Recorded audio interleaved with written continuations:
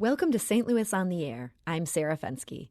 In May, Better Together backers yanked their much-derided proposal to merge St. Louis City and County into one giant megacity. Few mourned the plan, which had alienated even merger supporters in its details. But some people hope to use its demise to start a different conversation about bringing the region together. Perhaps the most motivated of those has been the Municipal League of Metro St. Louis. Even before Better Together yanked its petition, it had already begun work on a mechanism called the Board of Freeholders. It hopes the freeholders process will allow city and county to explore the end of the Great Divorce, which severed them more than 140 years ago, without giving up local control. Joining me in studio to talk about the Board of Freeholders plan is Pat Kelly. He's the executive director of the Municipal League. Pat Kelly, welcome to the program. Great, Sarah. It's great to be here. We're also joined today by Jason Rosenbaum, a reporter at St. Louis Public Radio, who has covered both Better Together and the freeholder idea. Jason Rosenbaum, welcome to the program. Thank you for having me. Why do you think Better Together failed? What should a city-county merger look like? Give us a call at 314-382-8255. That's 382-TALK. Or you can send us a tweet at STL on Air or email us at talk@stlpublicradio.org.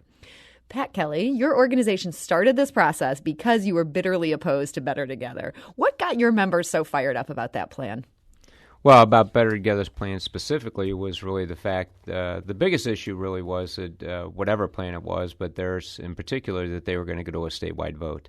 We felt that, not only was that not the democratic process, but to be quite frank, it was un-American.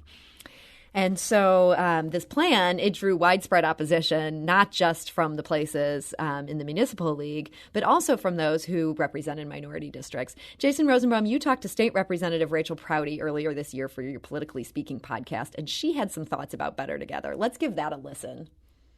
I'll be clear and blunt. I am opposed to it for the reasons you've named. Moreover, the state voting part is absurd to me. Just like it was absurd to me when the people of St. Louis City voted to raise their minimum wage for the state to come in and change. That was absurd to me. These go back to the issues of local control. I wouldn't want anyone else voting on things that impact me directly where I pay taxes. It just goes back to that issue. I don't even know where to start with some of the shenanigans in the Better Together proposal. It's you can just throw it in the trash, in my opinion. Thought it was, a noble attempt, but foolishness. That was State Representative Rachel Prouty on Better Together. Jason Rosenbaum, what do you think killed Better Together? I think that there were three major things, and I'll go in number 3 first. I think placing a profane video game loving criminal in charge of most of the region and giving him enormous power over economic development incentives and patronage was not a good idea. And I'm talking about Steve Stenger, the soon-to-be incarcerated former St. Louis County executive. I would agree with Pat that taking it to a statewide vote was also a misstep from a political standpoint. We can argue about whether from a practical standpoint it was a good idea later in the show. But when Better Together was unveiled in 2013, you had people like St. Louis Mayor Francis Slay promising that the city and the county residents would decide. And then you get this plan where that promise is no longer valid. So that's number 2. The number 1 reason, though, is 0% real support among black political leaders. And I would assume black residents. I was talking with Recorder of Deeds Michael Butler earlier in the year, and he said quite perceptively that no merger plan is going to pass in St. Louis now without buy-in from black political leadership, because any plan has to go to with this freeholders plan that we're going to talk about, has to go to a city and county vote. And if black residents can't figure out a way that this new government will help them, well, they're going to vote against it, and they're an increasingly powerful voting bloc in both the city and the county. So I know some people have blamed this all on Stenger, and I think he deserves some blame, but I think the complete lack of support among black political leaders and the black community was the number 1 reason it failed. Pat Kelly, would you agree with that? Actually, I'll take it a step further. I don't think they had any voter support, and they didn't try to gain voter support. This was a top-down plan. It was put together behind closed doors. It really didn't have public input, although they tried to perceive that it did, and then in outstate as well. And I think that some of their internal is much of a challenge as Steve Stenger would have been to overcome.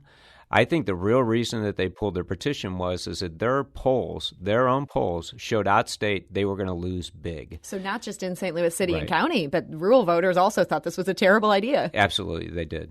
So we've actually got a caller who wanted to respond to our question about why did Better Together fail. I'd love to hear the thoughts from him. Let's go to the phone lines. Corey, hi, you're on St. Louis on the Air. Hey, guys. Great to be on the show. Great topic. Glad we're finally talking about this in detail. As an African-American, and I'm glad that your panel touched on this, one of the things that really, really bothered me was the fact that a lot of our city aldermen and city leaders kept saying that the Better Together plan was going to erode or erase or reduce the power of black voting in St. Louis. Mm-hmm. But when we look at how the alderman and the mayor and everything else is structured in St. Louis now, it's already as a stagnant for African Americans because we have to have the comptroller and we have to have the board of aldermen president to agree on everything that the mayor has to, they want to put out there. They have to agree with it first.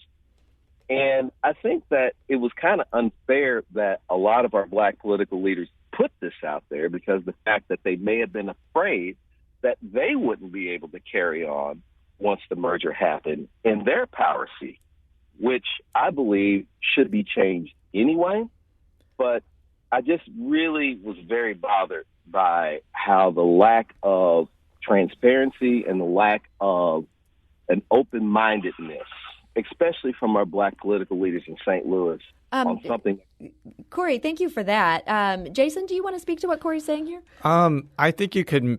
I think those are some good points. You could make an argument now that black political leadership in St. Louis City is not where it could be. They have most of the quote-unquote county offices, but they don't have the mayor's office. And I think as the caller pointed out, that some of the mayor's decisions get ratified by the two other African-American officials on the Board of Estimate and Apportionment. I think that the reason there was such overwhelming opposition among African-American political leaders was it got rid of St. Louis city government, and that removed a way for black elected officials to move up in the regional political structure and instead created this one jurisdiction of St. Louis and St. Louis County that's overwhelmingly white and only gave 3 countywide offices that were up for grabs. And if you're in a battlefield that's like 65 or 67% white, I'm not saying it's impossible for an African American to win. Wesley Bell won, I guess, 70-30, 75-25 white. But it makes it more difficult if the white opponent has the organizational and financial support that people like Steve Stenger had from labor unions and corporations. So I think that's what's behind it. The question of whether current black political leadership in the city and county is effective, I think is a good discussion to have. But I from talking with a lot of people, I think that's where the genesis of that opposition came from. And actually, it was the same in the county as well. And I think a lot of people forget that about Better Together's plan. But the way it was presented with creating their new municipal districts, a lot of the smaller communities would have gone away that first year. It wouldn't have been just St. Louis right. that was eliminated. And so, there would have been a lot of other local leaders. And to be quite frank, is a lot of struggling as some of those municipalities are, it's still leaders in those communities trying to hold them together and people for younger kids and those kinds of things in the communities to look up to. So it wasn't just affecting the black leadership in St. Louis County. It was in St. Louis City. It was St. Louis County as well. Okay. Corey, I want to thank you for your call. Corey called today, 314-382-8255. You can join our conversation as well. Again, the number is 314-382-TALK. We heard from Public Ethic STL on Twitter, who says, Better Together failed because they only engaged economic elites in their community engagement, then came out with a plan that made huge structural changes, like dissolving St. Louis City into the unincorporated county that had never been mentioned publicly in their years of prep. I think he makes a decent point there. So, Pat Kelly, you're working on this Board of Freeholders project. How is this different from this failed effort of Better Together? Well, it's easy. It's the constitutionally established process for us to, as a community, meaning St. Louis City and County, to have public meetings and a public debate and a public forum that's open to everybody to give their input. and to have a board, take that input and develop a plan, and then ultimately put it to a vote so that the residents of only St. Louis City and County can control their own destiny. And what would you like to see come out of that? Are you hoping for some sort of mega city like we looked at before, but maybe with more public input and more transparency, or something completely different? No. I mean, I think what the league has talked about is we think that the primary conversation, or we're hoping that one of the things that will be evaluated and vetted fully, is the city reentering the county as a municipality. And I think ultimately, though, whatever the Board of Freeholders, because it's very broad what they can do, but I hope what they do ultimately put to a plan to the voters is something that will be accepted. And what I mean by that is, if the ballot's too complicated, to be honest with you, I believe if it's more than one subject, it won't pass. It's going to have to be something that the people can digest and actually use, I think, as a building block for things in the future. So sort of have a simple ballot question that opens the door to a process? Well, in the many debates we've had in the last year or so since Better Together was really moving forward, the two questions that people seemed to ask me the most were, why isn't St. Louis part of St. Louis County? And the second one is, why should it be part of St. Louis County? And so I think we need to answer those questions and then see if that's a viable step to the future for St. Louis. That's Pat Kelly, the executive director of the Municipal League. We're also talking to Jason Rosenbaum of St. Louis Public Radio. We need to take a quick break, but we'll be back shortly to continue this conversation. This is St. Louis on the Air on St. Louis Public Radio, 90.7 KWMU. Support comes from the Missouri Forest Products Association, saluting Earth Day on April 22nd with an ongoing commitment to help offset carbon emissions with sustainable harvesting of Missouri forests. Details at choosewood.com. And now back to our conversation about the Board of Freeholders. We're talking to Pat Kelly, the executive director of the Municipal League, and Jason Rosenbaum of St. Louis Public Radio. Do you have questions or comments about the Board of Freeholders process? What should a city-county merger look like? Give us a call at 314-382-8255. That's 382-TALK. Or you can send us a tweet at STL On Air or email us at talk@stlpublicradio.org. Now, Jason Rosenbaum, who's here with us today, talked to State Representative Lakeisha Bosley in May about the Board of Freeholders. And here's what she had to say.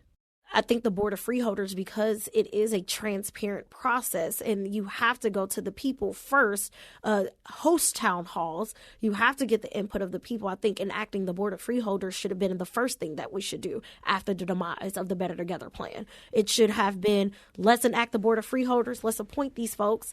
Let's get the 15. Let's get these 9 people together, and then you got the 9 from the board, from Mayor Cruzen, 9 from county exec, and then the 1 from the governor. Governor. Let's get them together. Let's start this process now, because if we're talking about the region dying, we listened. We listened overwhelmingly during this process of people saying, these are the things that we want fixed. You had legislators send out surveys to their individual districts to say, what are you thinking about? What do you like about this plan? What don't you like about this plan?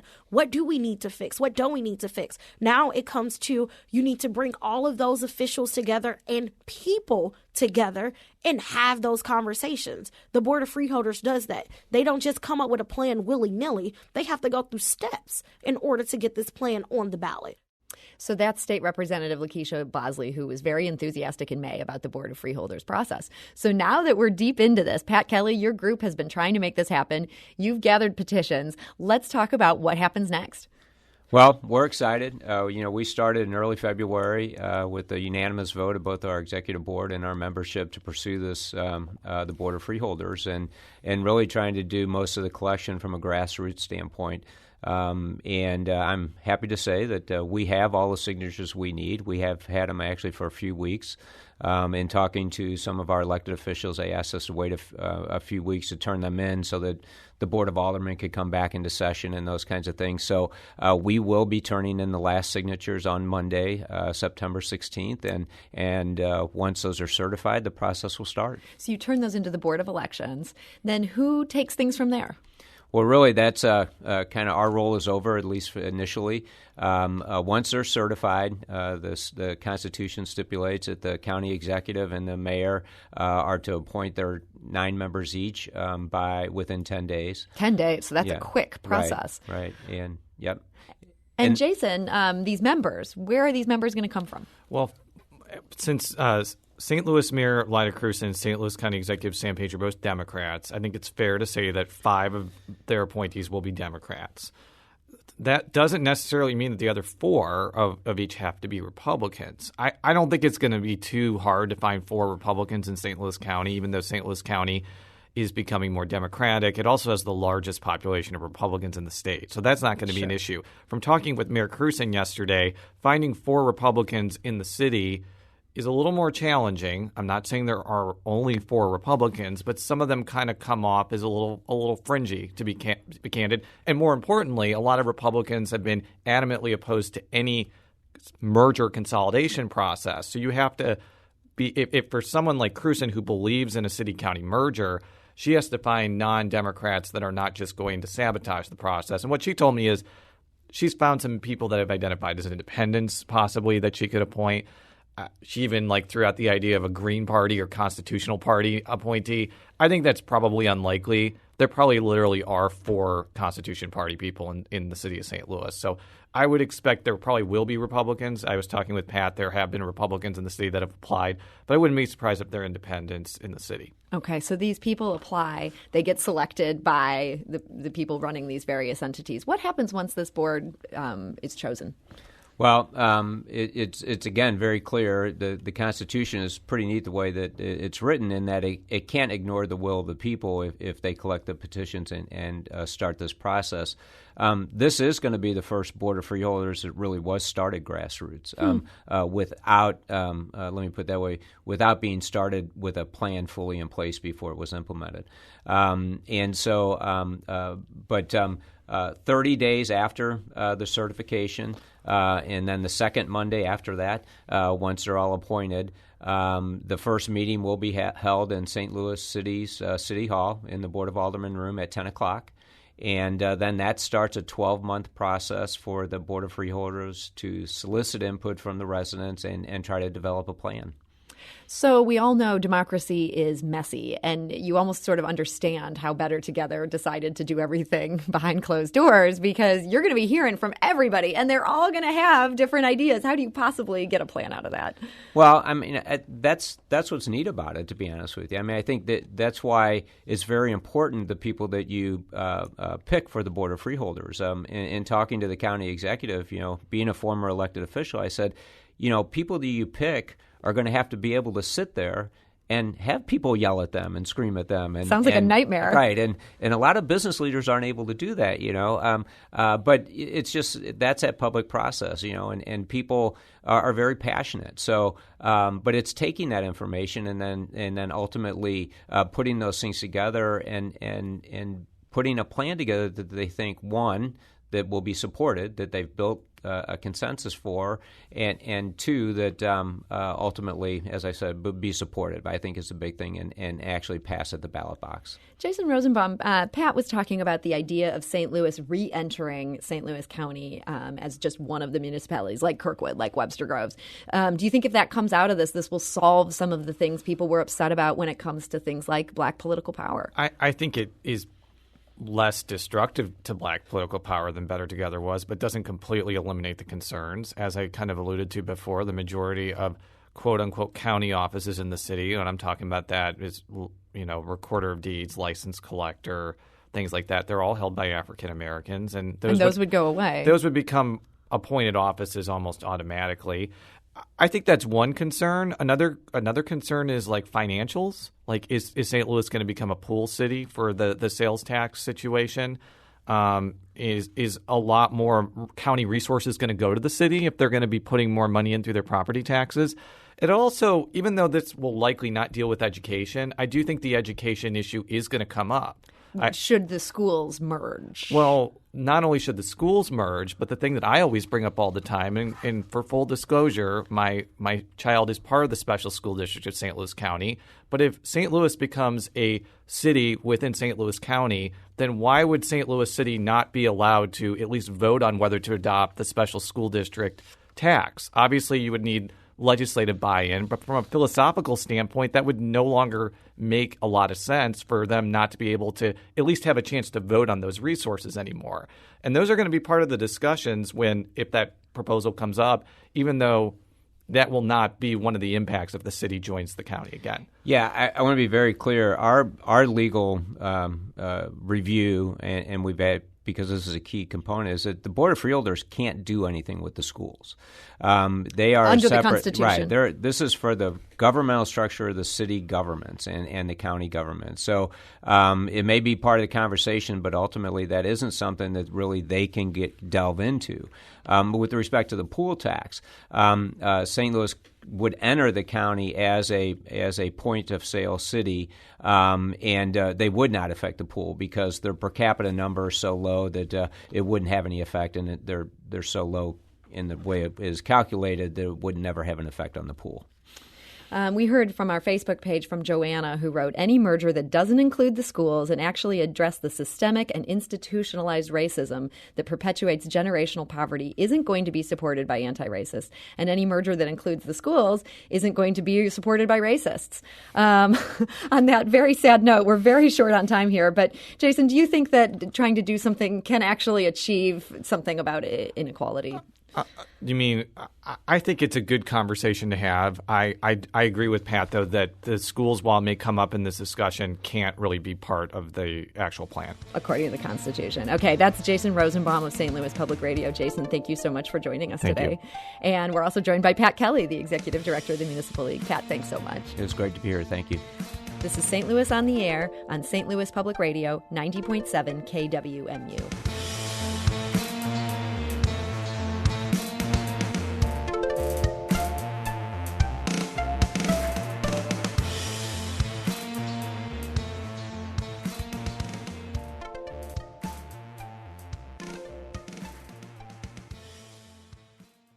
Support comes from the Missouri Forest Products Association, saluting Earth Day on April 22nd with an ongoing commitment to help offset carbon emissions with sustainable harvesting of Missouri forests. Details at choosewood.com.